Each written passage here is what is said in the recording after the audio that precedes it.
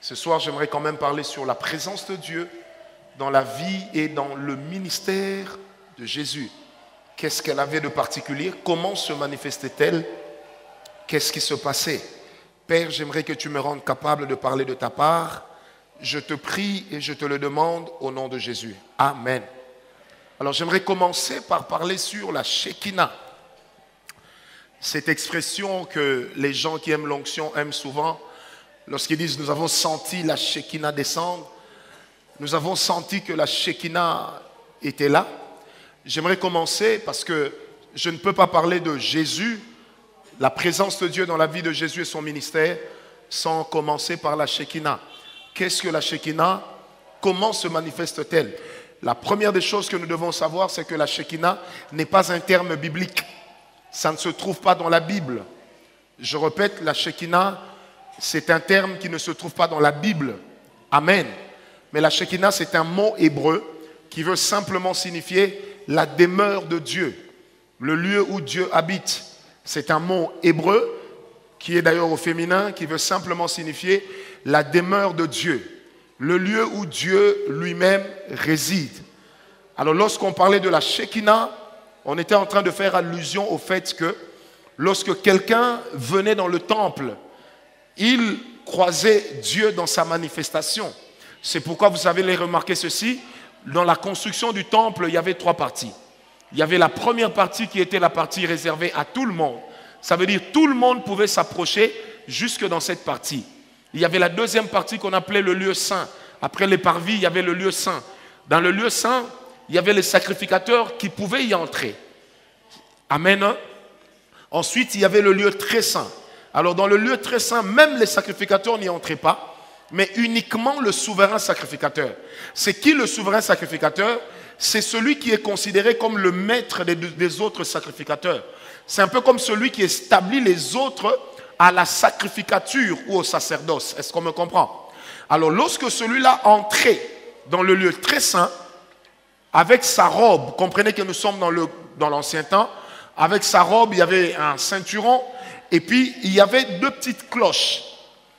Pourquoi? Parce qu'on se disait 2 petites cloches, et on avait mis une corde autour de lui, pour 2 raisons. La première raison, c'est que on se disait ceci: au cas où Dieu était fâché, il pouvait tuer le souverain sacrificateur dans sa présence. Et si Dieu le tue, quiconque y entrerait mourrait. Alors par conséquent, qu'est-ce qu'on faisait? On le rattachait avec une corde. Si on n'entend plus le mouvement, on comprend qu'il est mort, on va juste le tirer. Amen. Parce qu'on avait peur de la présence de Dieu qui se manifestait. Vous savez, j'aimerais ouvrir une parenthèse pour dire, la présence de Dieu doit se respecter plus que la présence de nos parents. Nous devons apprendre à respecter la présence de Dieu plus que la présence des policiers. Nous devons apprendre à respecter la présence de Dieu plus que celle des autorités politiques parce que Dieu est au-dessus d'eux. Alors quand le souverain sacrificateur entrait dans le lieu très saint, personne ne pouvait entrer là-bas. Et s'il mourait, on allait juste le tirer. La deuxième raison pour laquelle on ne pouvait pas entrer, c'est qu'on se disait que dans le lieu très saint, c'est là-bas que descend la Shekinah. Ça veut dire que dans le lieu très saint, on imageait cela par un lieu voulant signifier la demeure de Dieu. Ça veut dire Dieu lui-même habitait là-bas. Alors lorsque vous prenez avec moi Exode 33 que nous avions lu hier, à partir du verset 7, la Bible dit, lorsque Moïse entrait dans la tente d'assignation, la colonne de nuée venait se poser sur le temple, sur la tente d'assignation. Et Israël pouvait voir la colonne et se rendre compte que en ce moment, Dieu lui-même est là. Amen.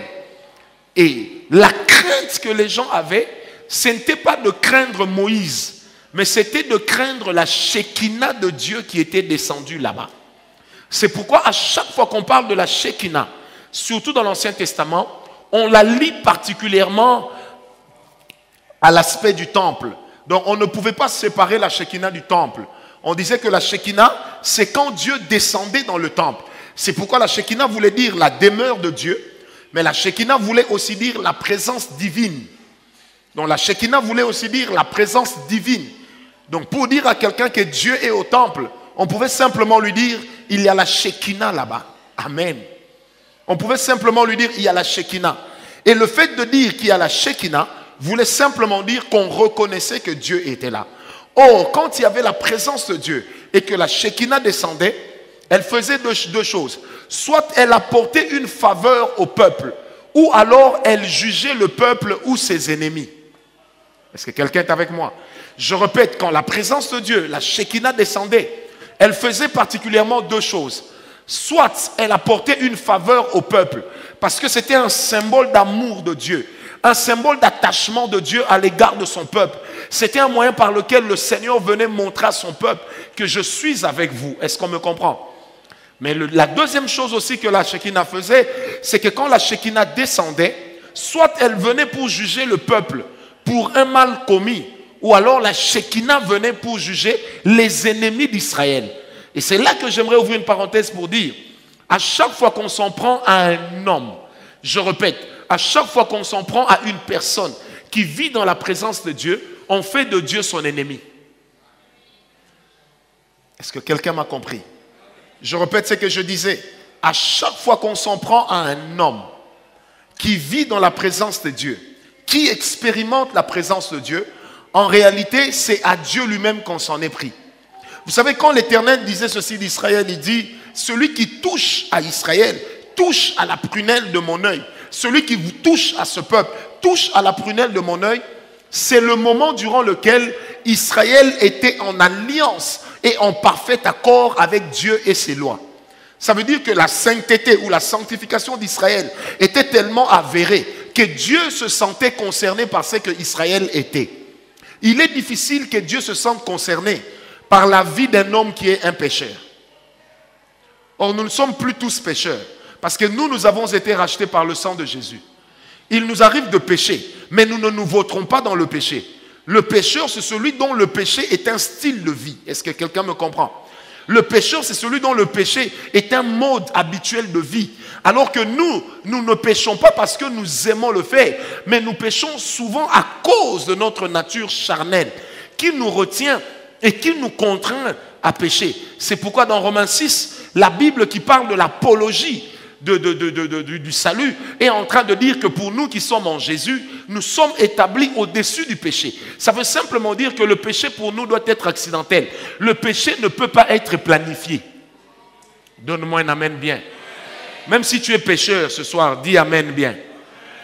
C'est pourquoi Cédric, quand un prédicateur qui veut prêcher dit « Seigneur, aie pitié de moi, pauvre pécheur, que j'enseigne ta parole », il pêche déjà contre la parole qu'il veut enseigner. Parce que cette parole-là lui dit que s'il est un pauvre pécheur, il ne peut pas apporter la parole de Dieu. Or, pour apporter la parole de Dieu, il doit être dans un état de sainteté. Ça veut dire que Dieu doit retrouver en lui un partenaire. C'est en cela que Dieu se sent concerné par la vie de l'homme qui est en train de parler. Est-ce que quelqu'un me comprend? Il y a plusieurs personnes des fois qui se disent, est-ce que l'Éternel ne voit pas Bampia Kao? Le Seigneur ne voit pas ce qui m'arrive. Bien aimé, Dieu ne peut pas se sentir concerné là où sa nature n'est pas répercutée. Vous savez, même nous qui sommes parents, vous pouvez dire, j'aime tous les enfants de la même manière. J'aime même les enfants des voisins. Mais s'il y a un peu, vous donnerez à vos enfants. Vous demanderez aux enfants des voisins de retourner chez eux. Vous savez pourquoi? Parce que vous ne vous sentez pas concerné par eux. Rien en eux ne vous rappelle vous. Mais l'état de sanctification, quand Dieu nous regarde, ça lui rappelle sa personne. C'est pourquoi Dieu dit, on ne peut pas toucher à celui qui le craint. Si on le fait, on touche à la prunelle de l'œil de l'Éternel. Jusque-là, ça va. Alors, quand la Shekinah venait, Dieu était là. Et un peuple qui avait déjà connu la Shekinah, ou qui marchait dans la Shekinah, seul le péché pouvait éloigner Dieu de ce peuple. C'est comme ça que le conseil que Balaam va donner à Balak, c'était ce peuple a sa demeure à part. Personne ne peut le contraindre. Personne ne peut contraindre Dieu à le maudire. Et il dit, aucune malédiction ne peut l'atteindre. Mais qu'est-ce qui fait que ce peuple-là, que la malédiction ne peut pas atteindre, a quand même été atteint? Balaam dira à Balak, la seule manière pour ce peuple d'être touché par son Dieu ou d'être touché par une malédiction, c'est d'amener son Dieu à se détourner de lui. Et la chose qui détournait Dieu de son peuple, c'est quand son peuple ne respectait plus les principes de la Shekinah. Or, parmi les principes de la Shekinah, il y avait la crainte de Dieu et la marche dans la sanctification. Et quand le peuple péchait ou se vautrait dans le péché, il sortait de la sanctification et Dieu ne pouvait plus se sentir concerné par ce peuple. Jusque-là, je me fais comprendre. Alors, le souci de Dieu, de tout temps, a toujours, je dis bien toujours été, de vivre à côté de son peuple. Vous savez, quand Dieu a suscité son peuple, a suscité des hommes dans le jardin d'Éden, la première raison pour laquelle Dieu les a suscités, quand nous lisons bien Genèse 1, vous n'allez pas remarquer qu'on met l'accent sur le fait que l'homme venait adorer Dieu. Non. Dieu a d'abord créé l'homme pour que l'homme soit son partenaire, pour que l'homme soit son ami. Pour que l'homme soit son ami. Donc Dieu a créé l'homme pour connaître un état d'intimité fort avec lui. C'est même pourquoi le verbe connaître en grec veut simplement dire pénétrer autrement.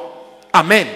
Pénétrer autrement. Et quand on a Osée 6.3, on dit connaissons et cherchons à connaître l'Éternel. Si on le traduit d'une manière littérale, ça veut dire pénétrons et pénétrons encore Dieu. C'est comme si on voulait dire ceci, qu'il y a plusieurs dimensions dans la présence de Dieu. Il y a plusieurs dimensions dans la connaissance de Dieu. Et au fur et à mesure qu'on marche dans la sanctification, au fur et à mesure qu'on avance avec Dieu, on est en train d'évoluer. Frère, on peut être à l'église, la présence de Dieu peut descendre. Nous ne la sentirons pas tous de la même manière. Elle ne fera pas la même chose avec tout le monde. Mais ce que j'aimerais vous dire, quand il y a la présence de Dieu, il y a des gens qui passent leur temps à regarder. Pourquoi? Parce qu'eux n'ont pénétré nulle part. Tout est une question de là où tu vas et de jusqu'où tu vas. Or, Osée dit, amène-moi encore plus loin. Et dans le psaume 100, le roi David dit, Seigneur, aujourd'hui, emmène-moi sur un rocher que je n'ai pu atteindre. Ça veut dire que le désir de ces hommes était que Dieu déchire leur cœur, que Dieu déchire leurs esprits, pour que lorsqu'ils sont dans la présence de Dieu, qu'ils atteignent une dimension dans laquelle ils n'ont jamais été. Et retenez ceci, la dimension dans laquelle, jusqu'où nous allons, dans la présence de Dieu, détermine jusqu'où Dieu peut opérer des miracles avec nous. Tu ne m'as pas donné un amen. Est-ce que je vais vite? Amen. Jusqu'où je suis capable d'aller dans la présence de Dieu, c'est jusque là que Dieu est capable de me bénir. Il y a des gens qui ne vont nulle part. J'aimerais vous décevoir. Leur cas n'intéresse pas Dieu. Dieu se sent concerné par un peuple qui porte d'abord son identité. Ne faites pas porter le chapeau aux hommes de Dieu. Ne faites pas toujours porter le chapeau aux serviteurs de Dieu. Le serviteur de Dieu peut présenter l'holocauste pour vous, mais il ne prendra jamais votre place. Et il ne prendra jamais la place de Dieu dans votre vie. Si vous marchez de manière à ne pas respecter les lois et les principes de Dieu, même le jeûne du plus grand serviteur de Dieu ne changera pas votre vie. Parce que certains domaines sont des domaines de la responsabilité privée. Ça veut dire que chacun doit s'engager. Amen. Donc moi je peux te bénir. Ma bénédiction ne t'atteindra pas si jamais Dieu n'est pas d'accord. Or, qu'est-ce qui fera que Dieu n'est pas d'accord? C'est quand Dieu lui-même ne se sent pas concerné par le genre de vie que tu mènes. Dis à ton voisin, sanctifie-toi, c'est tout. Non, dis-le lui bien, sanctifie-toi. Dis-lui encore bien, sanctifie-toi. Dis encore bien à ton voisin, toi là, sanctifie-toi. Amen. Amen. Vous savez, j'étais en train de faire une étude. Je me suis rendu compte que quand on parle de la Shekinah, ça à peu près, non pas à peu près, ça a la même valeur. Quand on dit la Shekinah, c'est Dieu parmi son peuple. Emmanuel, c'est Jésus-Christ au milieu de son peuple. En fait, ça veut dire la même chose. Amen. Je vais y aller calmement. Je répète, lorsqu'on dit ceci, que la Shekinah, c'est Dieu au milieu de son peuple, c'est la présence divine. Emmanuel également, c'est quoi? C'est Dieu au milieu de son peuple. Amen. La Bible dit, le fils qui naîtra, on lui donnera le nom de Emmanuel. Matthieu 1, verset 23. On lui donnera le nom de Emmanuel, Dieu parmi nous. Traduit, ça donne ceci. on lui donnera le nom d'Emmanuel, la demeure de Dieu au milieu de son peuple. Donc quand Jésus est venu sur terre, il n'est pas venu comme quelqu'un... Non, ça c'est pas bon à dire. On allège un peu. Donc quand Jésus est venu sur terre, il n'est pas venu comme quelqu'un qui était dépendant des valeurs humaines. Mais il est venu comme quelqu'un qui était dépendant des valeurs célestes. C'est pourquoi dans Jean 5, 17, il pouvait dire, mon Père agit, moi aussi j'agis. Qu'est-ce que ça voulait dire? Que le Père et lui, malgré le fait que lui soit sur terre, il considérait toujours qu'une partie de lui vivait avec son Père. Amen. Et il n'avait pas besoin d'une vision pour connaître ce que Dieu faisait. Il n'avait pas besoin d'une vision pour savoir ce que Dieu voulait faire, parce que simplement, il était lui-même la présence de Dieu au milieu de son peuple.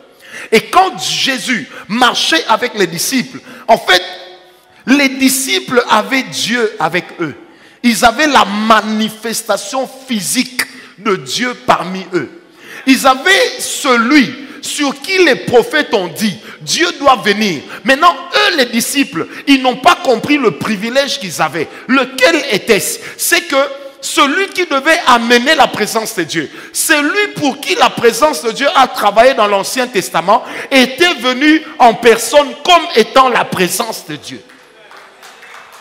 C'est pourquoi vous allez remarquer que tout au long de la vie de Jésus, Jésus n'a pas passé le temps à imposer les mains aux gens pour dire recevez l'Esprit, recevez l'Esprit. Non, il n'avait rien à recevoir. Lui-même était l'Esprit.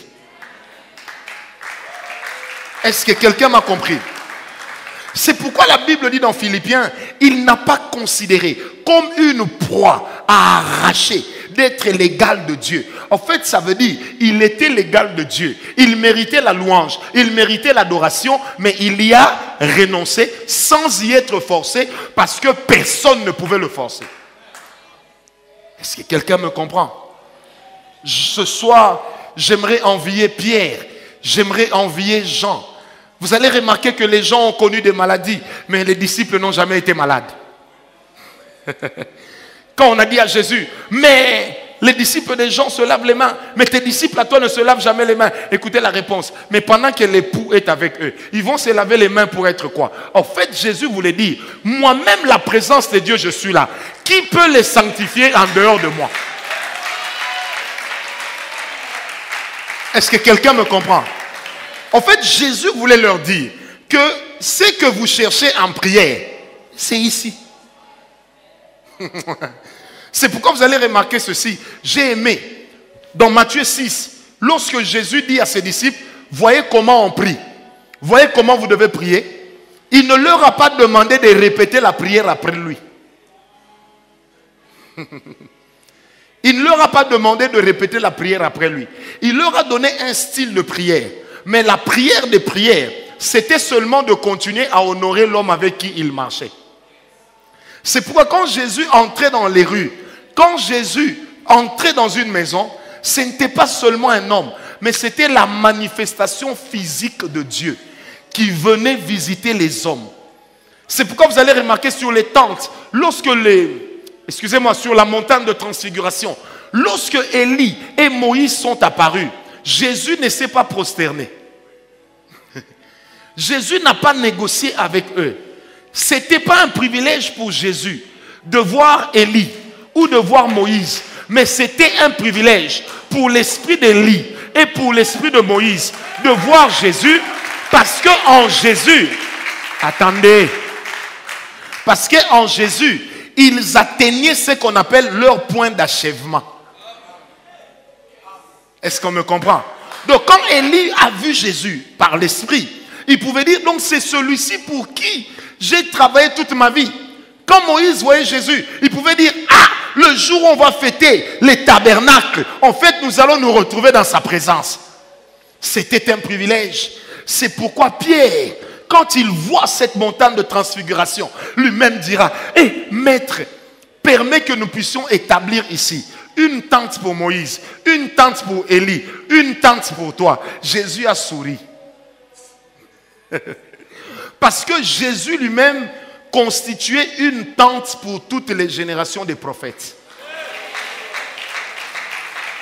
étant lui-même l'accomplissement de la loi, étant lui-même l'accomplissement de la prophétie. Est-ce que quelqu'un me comprend? En fait, quand Jésus est arrivé sur la montagne de transfiguration, ce n'est pas la montagne qui a donné la valeur à Jésus, mais c'est Jésus qui a donné la valeur à la montagne. C'est Jésus qui a donné la valeur. Vous savez, moi j'aime les choses de Dieu. C'est simple mais c'est beau. Vous savez, quand Jésus, j'aimerais qu'on se comprenne ce que je veux dire. Donc imaginez que quand Jésus entrait dans une maison, le Dieu que les gens cherchent en jeûnant, en priant, était lui-même venu. Et maintenant, quand il vient, il commence à épargner ses disciples de certains sacrifices. Est-ce que je peux vous dire quelque chose? Vous savez, il y a certaines dimensions dans la présence de Dieu où il y a des sacrifices que l'on ne fait plus. Certains sacrifices, nous y sommes contraints lorsque on ne respecte pas les interdits. Parce que le non-respect des interdits augmente la vie du sacrifice. Mais le respect des interdits augmente la vie d'obéissance. Et c'est comme ça que l'onction coule avec beaucoup de facilité. Est-ce que quelqu'un me comprend? Donnez-moi d'abord un amen bien. Maintenant, dis à ton voisin, tu vois Jésus, c'est lui la présence de Dieu. C'est pourquoi vous allez remarquer, Jésus n'avait pas l'habitude d'inviter les gens au temple. Même si lui-même pouvait partir, il n'invitait pas les gens. Jésus n'avait pas l'habitude de demander aux gens, venez, on va aller prier ensemble quelque part. Mais partout où il passait, les gens s'invitaient à venir dans sa présence. Vous savez, quand nous parlons par exemple du miracle de la multiplication des pains et du poisson, ce n'était pas dans une ville, c'était dans un désert. Imaginez que les gens ont quitté la ville pour suivre un homme dans le désert. Mais qu'est-ce que cet homme faisait? Qu'est-ce que cet homme disait? Vous savez, tout ce qui se passait autour de Jésus était l'accomplissement de la parole. Dans Ésaïe, la Bible dit ceci, cherchez l'Éternel. Nous sommes dans Ésaïe 55. Cherchez l'Éternel. Et bien quand Jésus se trouve dans le désert, les hommes le cherchent. Parce que, excusez-moi, parce que même cette parole doit s'accomplir en lui. Étant donné que la Shekinah que les gens priaient, la gloire que les gens cherchaient, c'est cet homme-là qui était ça. Alors, qu'est-ce qui me montre que Jésus était extraordinaire? Lui-même étant la présence de Dieu, il avait difficilement la possibilité de déléguer cette présence. C'est pourquoi vous allez remarquer ceci.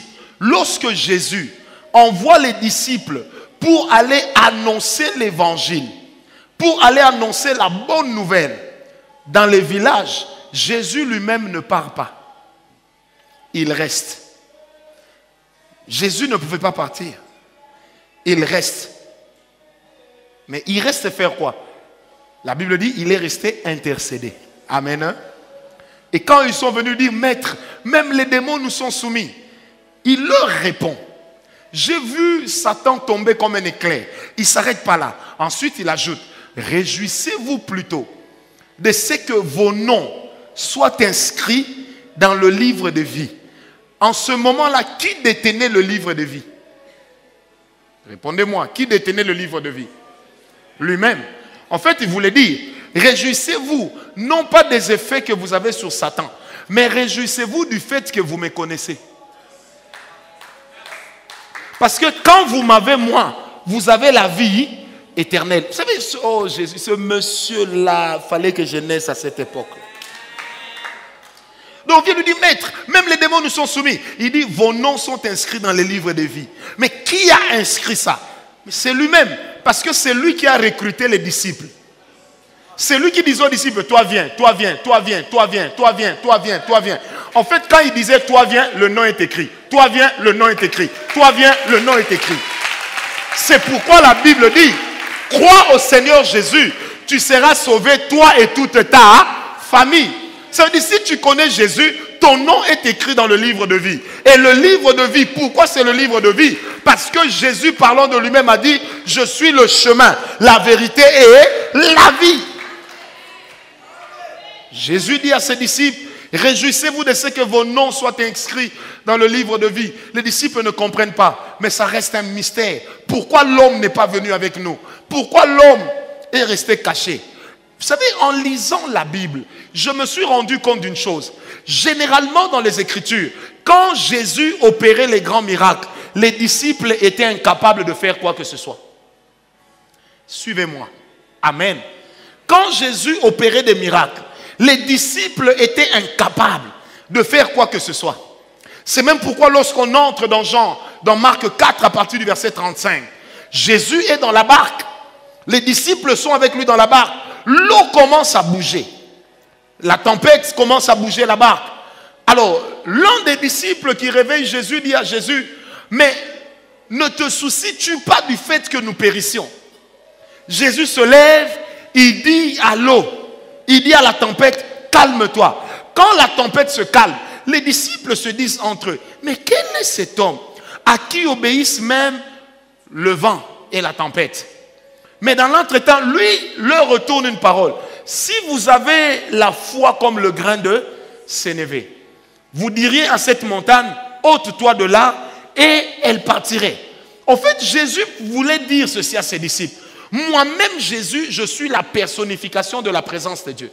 La présence de Dieu ne peut pas se noyer. Et Jésus voulait faire comprendre que cette tempête est venue m'adorer. Sauf que vous n'avez pas compris.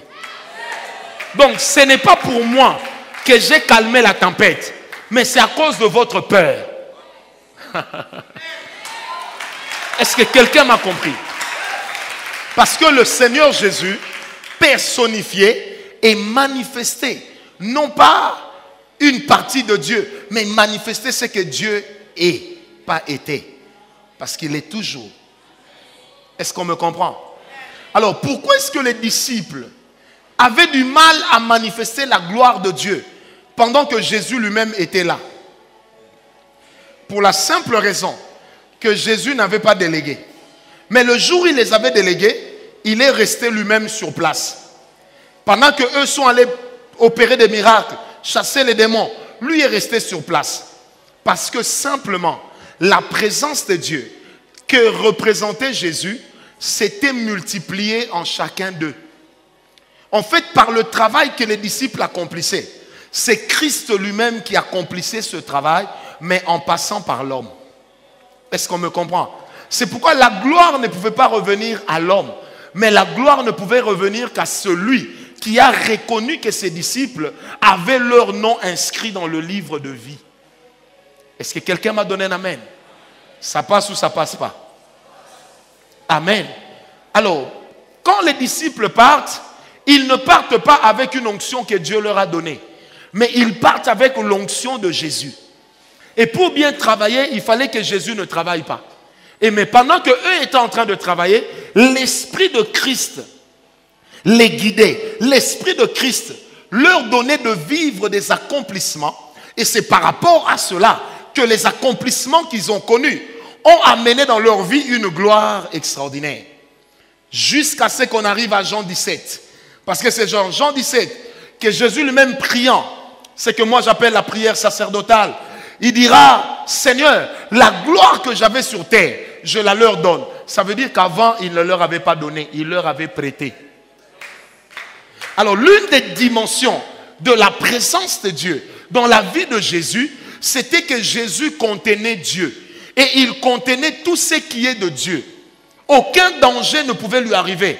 Parce que même les anges doivent toujours servir la présence de Dieu. C'est pourquoi la Bible dit que lorsque Christ mourait à la croix, les anges observaient, ayant envie d'intervenir, mais c'est lui-même qui le leur interdisait. C'est pourquoi vous allez remarquer ce Jésus, lorsqu'il arrive devant Pilate, alors qu'on le menace de mort, il a le toupet de dire à cette personne, tu n'as aucun pouvoir sur moi. C'est parce que je le veux que je te laisse faire. Vous savez que c'est une folie. Et quand Pilate lui pose la question, es-tu le roi des Juifs? Il regarde Pilate dans les yeux et il dit, tu l'as dit, non? Je le suis. En fait, tu l'as dit, je le suis, ça veut dire, tu l'as dit toi-même, tu n'as pas réalisé que tu l'as déjà dit. Donc je le suis. Pilate lui a donné une gifle sèche. Mais la gifle qu'il a donnée à Jésus ne pouvait pas faire que Jésus rate la croix. Parce qu'il est écrit dans la parole de Dieu, nous sommes dans Jean 8, 28, que lorsque vous aurez élevé le Fils de l'homme, On aura élevé le Fils de l'homme où? À la croix. Parce que c'est à partir de la croix que les hommes vont avoir les yeux ouverts pour savoir qui il est. Et qui il était? Seigneur. Et qui il était? Dieu. Et qui il était? La présence de Dieu. Donc Jésus dans la vie d'un homme, c'est la Shekinah. Jésus dans la vie d'un homme, c'est la manifestation de la présence de Dieu. On peut expérimenter la présence de Dieu, mais on ne peut pas vivre dans la présence de Dieu lorsqu'on n'a pas une vie avec Jésus. Et si vous me dites que les musulmans connaissent la présence de Dieu, je vous dirai non. Il n'y a pas de présence de Dieu en dehors de Christ. Oh non, écoutez, soyons sérieux. Il n'y a pas de présence de Dieu en dehors de Christ.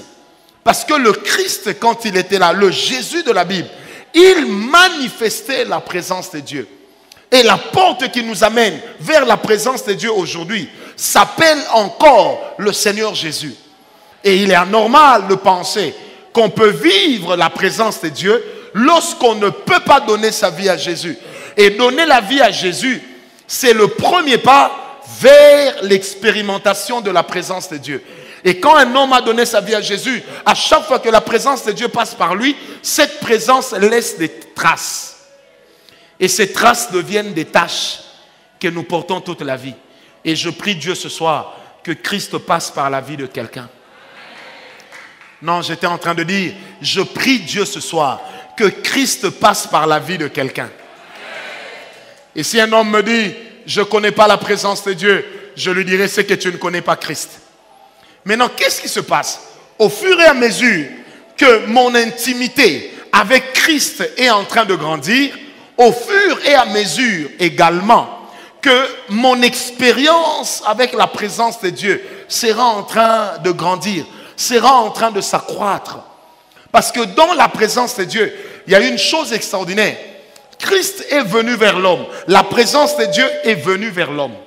Aujourd'hui encore, Dieu a soif de voir des hommes avec lesquels il pourra communier. Si quelqu'un m'a donné un amen. Dieu a soif de voir encore des hommes avec lesquels ils pourront habiter ensemble. C'est pourquoi j'aimerais le dire, parce que Dieu me le met à cœur. C'est anormal. Certaines choses qui se passent au milieu des chrétiens. Un mauvais cœur qu'on ne trouve même pas chez les païens. Des colportages qu'on ne trouve même pas dans les bars. Une médisance qu'on ne trouve même pas dans les maisons de prostitution. Mais ces choses, vous les trouvez à l'église. En réalité, l'église n'est pas en crise de spiritualité. Mais l'église connaît la crise de la connaissance de la vraie nature de celui qu'elle a reçu comme sauveur et comme Seigneur. Est-ce que quelqu'un me comprend? En fait, il y a des choses. Jésus, quand il est mort, il ne nous a pas laissé seulement l'onction, mais il nous a d'abord cédé une vie qui était la sienne.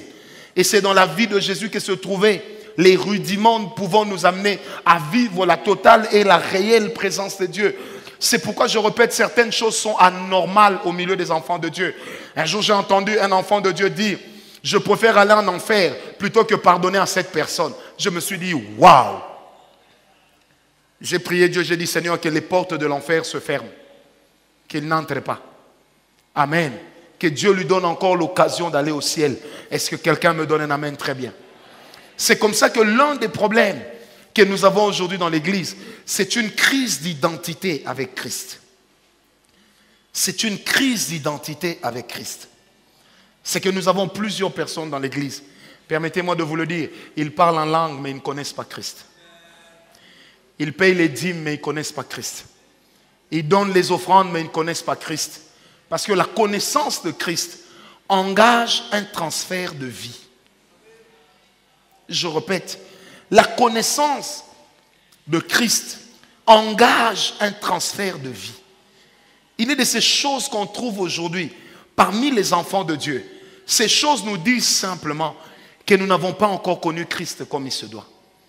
Ou alors nous l'avons reçu comme sauveur, mais nous ne sommes pas encore passés à la dimension de le connaître et de marcher avec lui comme notre Seigneur. Or, sans Christ, je répète, il est impossible de vivre la présence de Dieu. Et le Christ que moi je sais n'est pas un Christ de mélange. N'est pas un Dieu. On ne mélange pas l'église avec la boîte de nuit. On ne mélange pas l'église avec les bars. On n'a pas besoin d'être un pasteur pour arrêter de partir dans les bars. Si tu es chrétien, tu n'as plus ta place dans un bar. Oh, donne-moi un amen bien. Frère, si tu crois que tu as reçu Jésus et tu crois que tu mérites d'être appelé frère ou soeur, mais tu n'as plus ta place dans une boîte de nuit. Tu vas dans la boîte de nuit et quand tu as mal à la tête, tu appelles pour qu'on prie pour toi. Mais tu peux te foutre d'un homme, tu ne te foutras jamais de Dieu. La Bible dit, c'est qu'un homme aura sémé, il fera quoi? Il le moissonnera. Amen. Si nous intériorisons ces choses, nous allons apprendre à nous corriger. Oh, donne-moi un amen bien. On ne se moque pas de qui? On ne se moque pas de Dieu. Celui qui vit dans le péché pendant qu'il connaît la vérité est en train de se moquer de Dieu. Qui a déjà suivi le roi lion? Il y a un petit animal qui fait... C'était quel animal? Rafik. En fait, quand nous vivons dans le péché, c'est ce que nous faisons à Dieu. Nous bafouons la présence de Dieu. Nous bafouons l'amour de Dieu. Or, le respect de la personne de Christ, le respect de la parole de Dieu, parce que Christ est la parole de Dieu. Le respect de la parole de Dieu équivaut au respect de la présence de Dieu.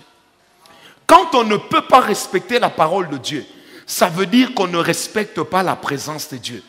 Ne choisissons pas une chambre dans la présence de Dieu pour en laisser d'autres. Prenons tout. Dieu ne vient pas comme une partie, mais il vient comme un tout absolu. Nous ne souscrivons pas à une partie, mais nous souscrivons à l'entièreté.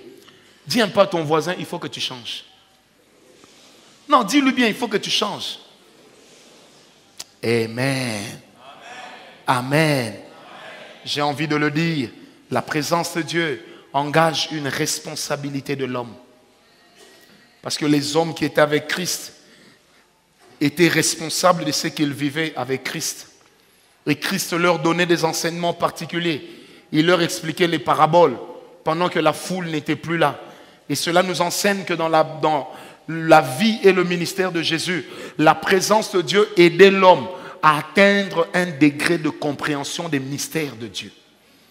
C'est pourquoi l'apôtre Paul peut dire ceci, que ce qui est requis aux administrateurs, c'est qu'ils soient trouvés fidèles. Mais il commence en disant, ainsi donc, que tout homme nous considère comme des administrateurs des mystères de Dieu. Lorsque nous connaissons les mystères de Dieu, c'est que nous connaissons d'abord la parole de Dieu. Et lorsque nous parlons des mystères, ça veut dire que la présence de Dieu dans le ministère de Christ a amené les disciples qui étaient avec lui à accéder à un autre niveau de compréhension de cette même parole. Est-ce que quelqu'un me comprend? Parce que Jésus lui-même, étant la parole, étant Dieu, étant la présence de Dieu, il était le tout de Dieu aux côtés de l'homme. Or, s'il y a une chose que Jésus a voulu combattre avec ses disciples, c'est l'ignorance. Parce que celui qui demeure dans l'ignorance ne grandit pas avec Dieu. Mais celui qui demeure dans la connaissance grandit avec Dieu. Qui m'a donné un amen? Ça, ce sont les prescrits de la présence de Dieu dans la vie de Jésus. Celui qui grandit dans l'ignorance ne peut pas grandir avec Dieu. Vous savez, le diable n'a pas peur de nos prières, mais il a plus peur de notre connaissance, de notre compréhension. Parce que tu peux faire 8 heures de prière, mais quand tu n'as pas la connaissance qui soutient la prière que tu fais, la prière que tu fais n'est pas une prière juste. C'est pourquoi Jésus dit, quand vous venez dans la présence de Dieu, ne multipliez pas des vaines paroles. Parce qu'avant de prier, votre Père qui est dans les cieux, il sait déjà de quoi vous avez besoin. Mais pourquoi il attend qu'on demande? Pour 2 raisons. Parce que quand on demande, il y a la manifestation de notre foi. Deuxièmement, quand on demande, ça lui prouve aussi le degré de la connaissance que nous avons de ce que nous demandons. C'est pourquoi, bien aimé, on ne peut pas connaître une certaine dimension dans la présence de Dieu lorsqu'on ne grandit pas dans la connaissance de la parole de Dieu. Donne-moi un amen. Non, je dis donne-moi un amen. Vous savez, c'était en 2002. Nous étions dans un séminaire quelque part. Il y a un petit à moi prophète qui est venu. Alors lui, il aimait donner des visions même quand Dieu ne lui avait pas ouvert les yeux. À un moment, il a dit, oh Rabababa, Dieu est en train de nous visiter. Et puis quelque chose m'a dit, ouvre les yeux. J'ai commencé à le regarder. Il dit, Dieu arrive nous visiter. Je vois un homme sur un cheval de feu. Il vient nous visiter. Le pasteur à côté de moi me dit, hé, Francesco, mais c'est que le diable est arrivé. Parce qu'en fait, dans la Bible, celui qu'on présente comme Christ monte un cheval blanc. Mais celui qu'on présente comme le diable monte un cheval de feu. Quelqu'un me comprend? Automatiquement, l'ignorance de la parole de Dieu a rendu fausse sa révélation. En fait, il n'avait rien vu. Donne-moi un amen bien. Il n'avait rien vu. Parce que s'il avait vu, vous savez, certaines choses se comprennent dans le monde spirituel comment? Comment je peux même savoir que la vision que je reçois vient réellement de Dieu? Il faut qu'elle soit conforme à la parole de qui? De Dieu. Un jour, j'ai rencontré une sœur, elle me dit, je suis fiancé à un homme marié. J'ai dit, ah bon? Elle me dit, partout où je suis parti, on a prophétisé que c'est lui mon mari. J'ai dit, ah bon? Et cet homme-là lui-même était prophète. Maintenant, je finis par dire à cette femme, j'ai lu quand même la parole de Dieu. Dans ma petite connaissance, une chose pareille n'est jamais arrivée. Vous savez ce qu'il me répond? Non, papa, dans la vie d'Osée, c'est arrivé. J'ai dit, c'est normal, alors tu n'as pas bien lu le livre d'Osée. La femme que Osée était allé épouser n'était autre que sa propre femme, qui avait fui la maison parce qu'elle s'est rendue compte de sa beauté. Et elle est allée se prostituer. C'était à la fois l'image du message que Dieu voulait donner à Israël. Mais c'était à la fois l'image du ministère que Osée avait et l'image du grand cœur de Dieu qui était capable de prendre le peuple pour le ramener malgré son péché. Est-ce que quelqu'un me comprend? Quand je le dis ça, il fait ah! Faut autant la Bible, hein? Le problème, c'est quoi, bien-aimé? J'aimerais le dire. Vous savez, des fois, les démonstrations de la puissance que nous faisons ici, si nous n'avons pas la connaissance, nous serons incapables de justifier ça. Nous serons incapables. Un jour, quelqu'un m'a dit, je ne crois pas tout ce que le prophète Francis fait. J'ai dit, c'est simple. Allons discuter Bible à la main. Un jour, un pasteur a remis en cause mon enseignement sur les autels. En 7 minutes et 4 secondes, je l'ai démonté. Ça veut dire, j'ai pris ces théories, j'ai ouvert la Bible, lui et moi, j'ai commencé à le démonter en 7 minutes, point après point, pour lui montrer que tu prêches contre moi, juste pour éviter que tes fidèles viennent chez nous. Mais en réalité, tu n'as pas la connaissance. Dis à ton voisin, Christ à côté de toi, c'est la connaissance de Dieu. Mais une connaissance qu'on n'applique pas ne sert à rien. Donne-moi un amen bien. Alors, comment s'est manifestée la présence de Dieu dans la vie de Jésus? Ça, c'est ma deuxième partie. Il y a tellement d'histoires, il y a tellement de choses à dire. Nous allons dire un peu, nous allons prier un peu. Comment s'est manifestée la présence de Dieu dans la vie de Jésus? Commencez d'abord par Luc 4, verset 1 et le verset 14. La Bible dit ceci, Luc 4, verset 1. Jésus, rempli du Saint-Esprit, fut conduit dans le désert par le Saint-Esprit afin d'être tenté. Luc 4, verset 14, la Bible dit, Jésus, revêtu du Saint-Esprit. Amen. Deux dimensions. Il y a une dimension où il a été rempli et il y a la deuxième dimension dans laquelle il a été revêtu. Est-ce que je peux continuer? La première dimension de la manifestation de la présence de Dieu dans la vie et dans le ministère de Jésus, c'était d'abord la conscience que Dieu existe.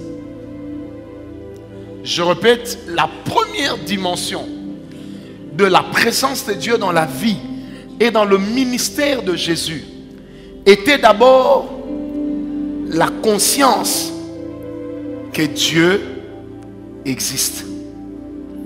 En fait, Jésus, dans tout ce qu'il était et dans tout ce qu'il faisait, s'il y a une chose qu'on ne pouvait pas enlever de lui, il savait que Dieu est là. Et à tout moment où il produisait des œuvres, il était capable de dire que ce que je suis en train de faire, je le fais avec mon Père. Ça, c'est la première des choses. La deuxième dimension de la manifestation de la présence de Dieu. Moi, j'aime Dieu, vous savez.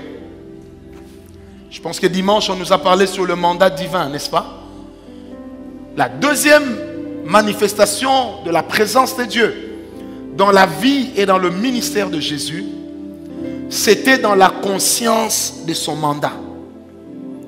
En fait, la présence de Dieu amène l'homme à savoir ce que Dieu attend de lui.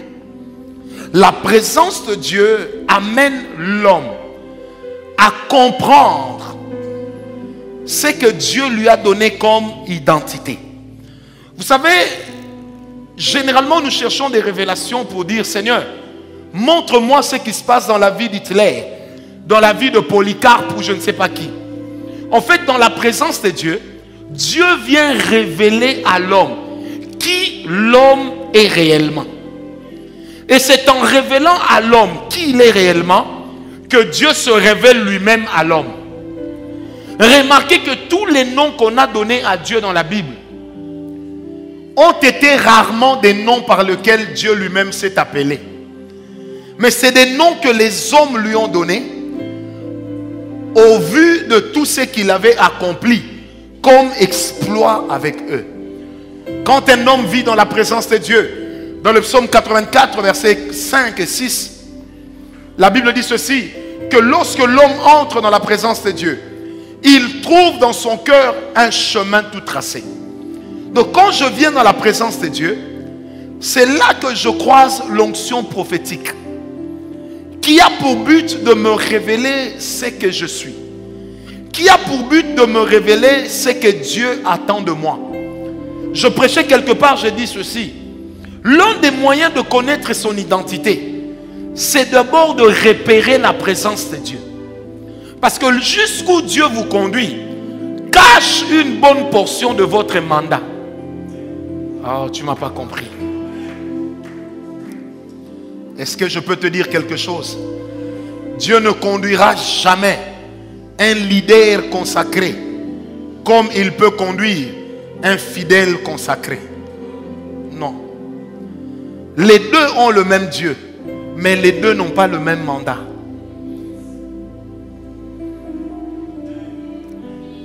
Les deux ont le même Dieu, mais les deux n'ont pas le même mandat. Par rapport au mandat, dans la présence de Dieu, il y a une profondeur à laquelle on touche. Par rapport au mandat, excusez-moi, par rapport au mandat, il y a une profondeur à laquelle on touche. Vous savez, c'est faux de croire que nous avons tous la même valeur chez Dieu. Parce que le mandat n'est pas le même pour tous. Oh, donne-moi un amen. Je répète, c'est faux de croire que nous avons tous la même valeur. Parce que le mandat n'est pas le même pour tous. Mais la connaissance de son mandat doit nous pousser à l'humilité et non à l'orgueil. La troisième des choses que l'onction a accompli dans la vie de Jésus, c'était quoi? La troisième des choses que l'onction a accompli dans la vie de Jésus, je répète, la troisième des choses que l'onction a accompli dans la vie de Jésus, c'était de le rendre Dieu devant toutes les situations qu'il rencontrait. Au point que Jésus n'a jamais échoué. Pour tout ce qu'il a fait, il a rencontré du succès. Donc tout ce qu'il a rencontré comme défis, il les a relevés. Quelqu'un m'a donné un amen. Qu'est-ce que cela veut dire? Dans Exode 7, verset 1, Dieu dit ceci à Moïse. Il dit, Moïse, je ferai de toi Elohim pour Pharaon, Or, Elohim, c'est Dieu dans sa pluralité. En fait, quand on parle d'Elohim dans la Bible, on ne fait pas seulement allusion à la personne du Père, mais on fait allusion à une décision qui est arrêtée dans le conseil divin. Ça veut dire une décision qui est rendue irrévocable. Alors, quand Jésus manifestait la présence de Dieu devant la maladie, devant la paralysie, devant la mort, il parlait comme ayant reçu autorité. Moi, cette parole, j'allais dire un amen bien. Est-ce que je peux te dire quelque chose? En fait, le problème que tu rencontres ne peut jamais être plus grand que le Dieu que tu as.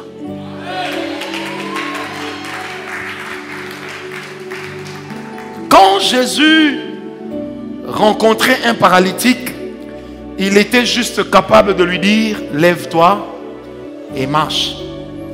Quand il rencontrait un aveugle, il pouvait juste lui toucher les yeux et les yeux de cet aveugle s'ouvraient. Quand il voulait guérir le travailleur du centenier, il n'avait qu'à sortir une parole de là où il était. Vous savez, un jour, un journaliste m'a posé la question « Mais prophète, j'ai vu que tu n'imposes pas les mains. » Je lui ai dit « Ce n'est pas parce que j'impose les mains que Dieu est là. Mais c'est parce que je vis dans la présence de Dieu. Et je sais comment la libérer. » Quand Jésus manifestait la présence de Dieu, il l'a manifesté avec beaucoup de facilité. Est-ce que je peux dire quelque chose? Quand le ministère devient un tonneau rempli de difficultés, peut-être qu'il y a un problème d'appel ou de consécration.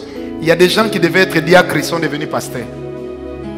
Il y a des gens qui devaient être chefs de chorale, ils sont devenus prophètes. Il y a des gens qui devaient être au protocole, ils sont devenus apôtres.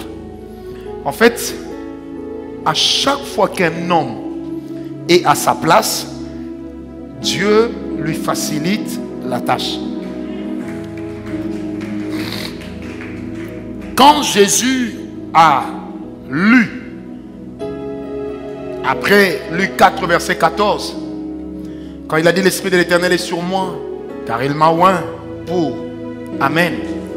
Vous allez remarquer qu'à partir de ce jour-là, Jésus a commencé à opérer des miracles chaque jour, non-stop, au point que la Bible dira, on ne peut pas rapporter tout ce qu'il a fait, parce que c'est difficile à écrire sur tout. Frère, il est normal de rencontrer des difficultés, mais les difficultés ne peuvent pas devenir un mode de vie dans la vie de quelqu'un qui a la présence de Dieu. Sinon, en quoi est-ce que Dieu est son Dieu? Si tout devient difficile à avoir, tout devient difficile à acquérir, à moins que ce soit par une volonté particulière de Dieu. Mais ça, c'est encore moi qui parle. Ça ne peut pas durer plus d'une saison. La difficulté ne peut pas être la saison de quelqu'un qui vit dans la présence de Dieu. J'ai prouvé ici une fois que Jésus n'était pas pauvre. Et que ce n'était pas un homme qui mourait de faim. Parce qu'il était la présence de Dieu. Il vivait la présence de Dieu. Par conséquent, Dieu s'arrangeait pour que les hommes le bénissent. Au point que même un corps mort, on lui a prêté un sépulcre. Parce que même le corps, Dieu a continué à prendre soin de cela. Est-ce que quelqu'un m'a donné un amen très bien? C'est pour dire à l'église ce soir, le Jésus que nous prions, il a la solution à tous les problèmes. Moi, je ne souscris pas à l'évangile qui dit que toutes les difficultés que nous connaissons, c'est Dieu. Je ne souscris pas à ça. Il y a des difficultés, c'est les démons. Certaines difficultés, c'est nous-mêmes. D'autres difficultés, c'est l'environnement. D'autres difficultés encore, c'est les gens avec qui on est. Est-ce que vous comprenez? Rares sont les difficultés qui sont venues de Dieu. Parce que quand une difficulté vient de Dieu, Dieu prépare d'abord le cœur de l'homme à affronter la difficulté. Vous savez, David était triste de fuir le trône devant Absalom. Mais quand David a fui devant Absalom, ce ne sont pas les gardes du corps qu'il a laissés dans le palais, mais il a laissé des femmes. Un homme ne revient jamais pour un garde, mais il reviendra toujours pour une femme. Et en laissant la femme là-bas, David prophétisait sur lui-même. Je pars adorer, je reviendrai. Tu ne m'as pas bien compris. Parce que là où un homme aime une femme, bien aimé, même si c'est écrit chien méchant, a signé bango. Papa bisoto sotaba mir.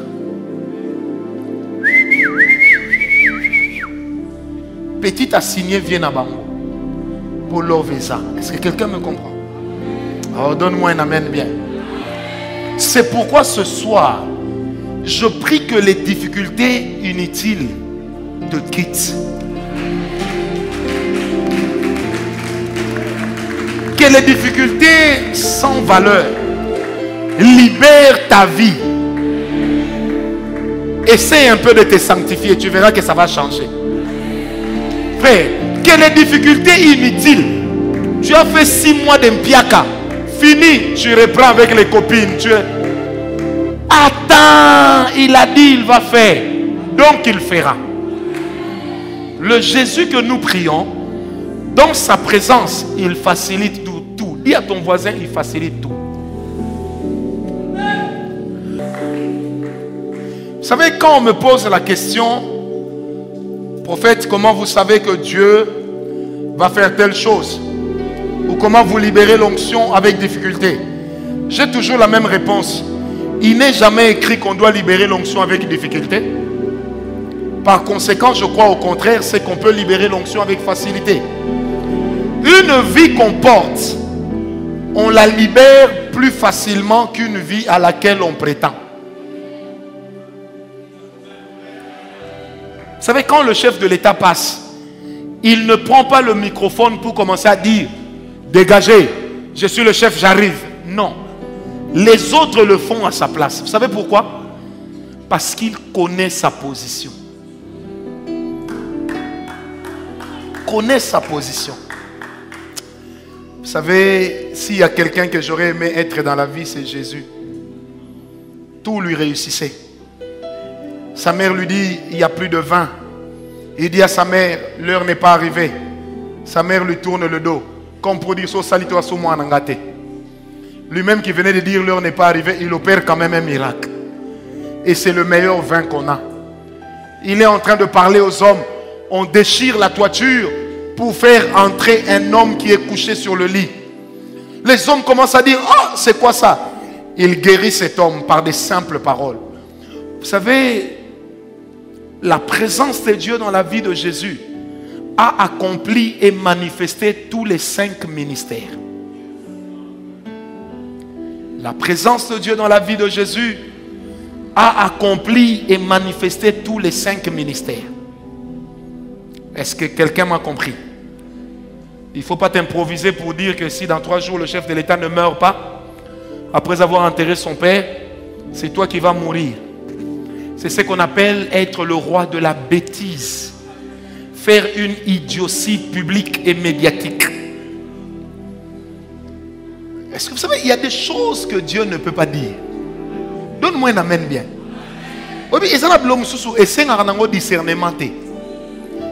Est-ce que vous comprenez? Parce que quand vous connaissez la présence de Dieu, vous apprenez quand même à repérer comment Dieu opère dans telle ou dans telle autre situation. Autre chose que la présence de Dieu a accompli dans la vie de Jésus, c'est que les démons lui obéissaient sans problème. Dis avec moi, sans problème. Les démons lui obéissaient sans problème et sans résistance. Au point que lorsqu'il est arrivé dans Marc 5, verset 1, à Gadara, le fou de Gadara est venu directement s'agenouiller en disant, qu'y a-t-il entre toi et nous? Donc tu nous as suivis jusqu'ici pour nous perdre. Jésus a dit, la Bible dit, Christ le tensa de se taire. Donc il lui ordonna de se taire. Il dit, sors. Le démon commence à dire, oui, mais j'irai où? Voici un troupeau de porcs. J'aimerais dire à mes amis d'autres religions, les porcs dans lesquels les démons étaient entrés sont morts. Si vous ne voulez pas manger les porcs à cause de ça, ne buvez pas l'eau. Parce qu'ils sont morts dans l'eau. Amen. Ils sont morts où? Donc quand les porcs morts dans l'eau, les porcs ont pourri, les poissons les ont mangés. Les poissons sont morts, pourris. Donc les démons sont restés où? Maintenant tu bois l'eau, pourquoi?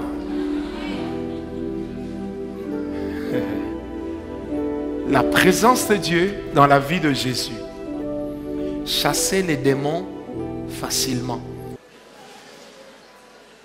Est-ce qu'on peut s'arrêter là aujourd'hui?